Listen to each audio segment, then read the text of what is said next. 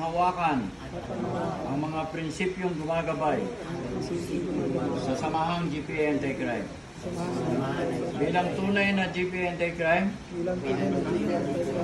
aking sasakatuparan ang aking tungkulin sa Diyos at sa bayan. Sumunod sa batas ng GPA Anti-Crime. Tumulong sa ibang tao sa lahat ng pagkakataon. Manatilihing malakas ang aking katawan. Gising ang isipan at marangal ang asal. Kasihan nawa ako ng Diyos. Congratulations. Doon, pagpaka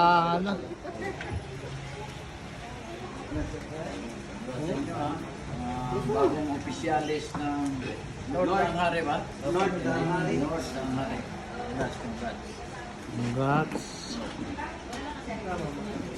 Kagawad, Presidente. Okay, pagkakutin mo kagawad ha. Sa susunod, chairman ka na. Okay.